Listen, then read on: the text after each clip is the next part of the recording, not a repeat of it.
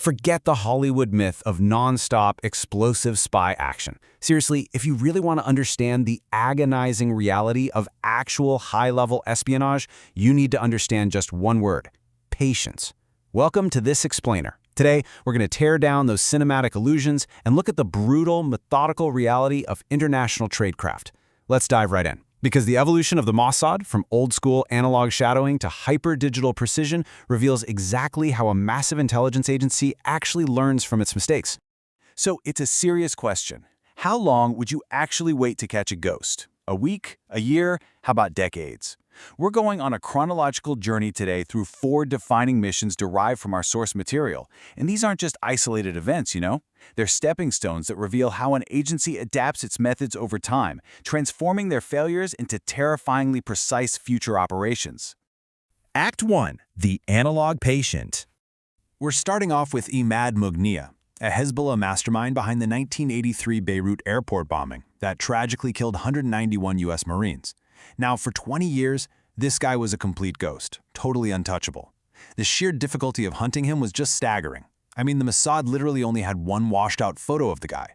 They even assassinated his brother, hoping Mughniyeh would show up at the funeral, but he was way too crafty and skipped it entirely. He lived with elite security, constantly checking his vehicles for explosives, basically a phantom. But then, in 2004, a Hezbollah propaganda video for another operative accidentally captured just a few frames of Mughniyeh standing next to Hezbollah leadership. That one tiny mistake was all it took to put him back on the grid.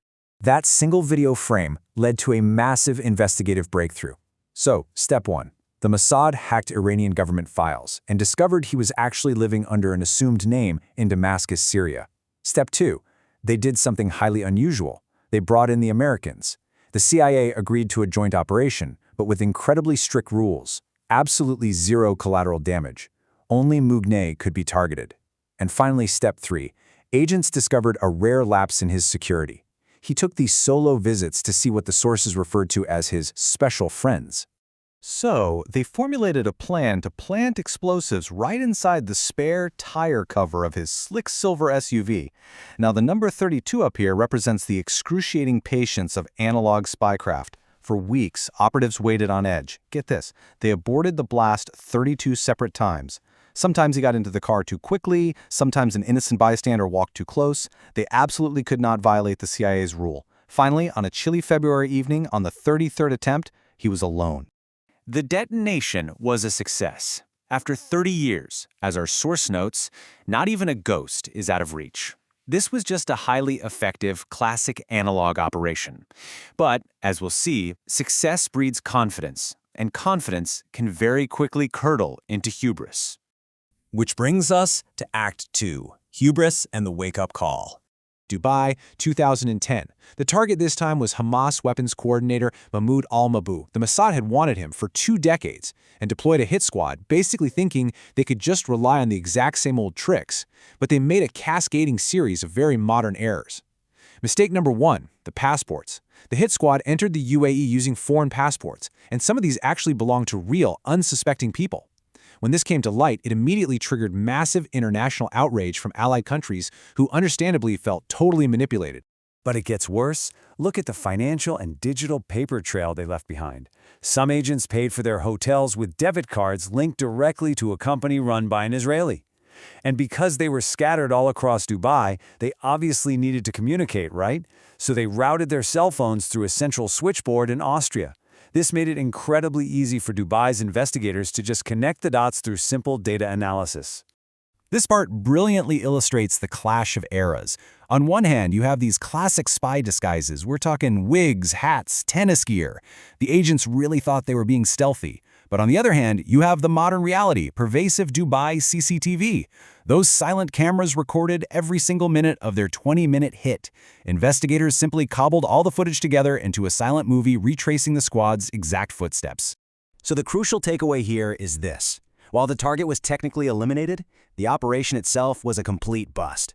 Their tradecraft was entirely exposed, and the diplomatic fallout was intense. This failure served as a massive wake-up call. It forced a complete structural evolution in how future missions would have to be planned and executed in the digital age. Act 3, Tech, Timing, and the Long Game. Let's jump to 2024. The harsh lessons of Dubai were clearly absorbed, resulting in operations that were hyper-sophisticated, deeply localized, and just devastatingly precise. The target this time, October 7th's mastermind, Ismail Haniyeh. But there was a real logistical puzzle here. He lived in Qatar, which was completely off-limits to Israeli operatives, because Qatar hosted Hamas at the direct request of the United States. Israel absolutely couldn't risk another Dubai-style diplomatic disaster. But then, an unexpected geopolitical event shifted everything. Iranian President Ibrahim Raisi died in a helicopter crash. This tragedy created a tiny travel window. Haniyeh had to attend the state funeral in Tehran, staying at a heavily guarded IRGC guest house. Sometime prior, an explosive device was incredibly smuggled into a specific room at that guest house, but the tension on the night of the operation was palpable, and it was all due to something so incredibly mundane. The air conditioner in Haniyeh's room broke down. Agents waiting on tenterhooks had to watch as Haniyeh left to get it fixed, absolutely terrified he might just switch rooms and completely ruin this carefully laid trap. Luckily for them, he returned, and the device was detonated. The precision of that Tehran operation was stunning. But to truly understand modern Mossad tradecraft, we have to look at the Hezbollah communications operation. The patience required here is wild. It spans an astonishing 10-year timeline. Back in 2014, Israel secretly sold 16,000 rigged walkie-talkies to Hezbollah. Then, they just sat back and waited for an entire decade. By 2023, they executed a fake news campaign to push pager sales, and finally, in September 2024, they detonated both.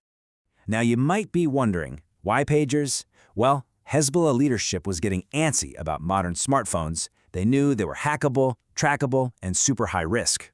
So the Mossad deliberately flooded Arab social media with fake news boasting about their own amazing ability to hack cell phones.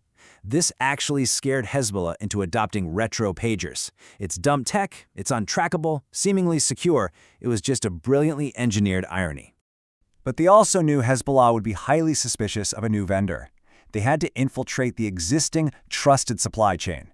Step 1. They set up a shell company in Budapest. Step 2. They legally bought a licensing agreement from the Taiwanese company Gold Apollo, meaning the paperwork looked totally legitimate.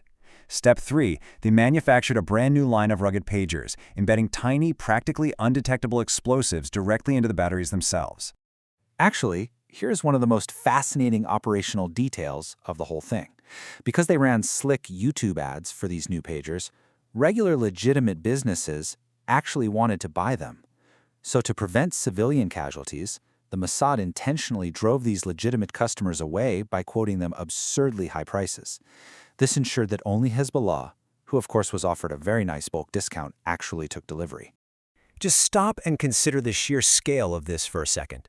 16,000 walkie-talkies from 2014, plus thousands of pagers distributed in 2023. All of them just sitting silently in the pockets of operatives, waiting. It's kind of like KGB sleeper agents from the Cold War, right? Except in the form of everyday consumer electronics.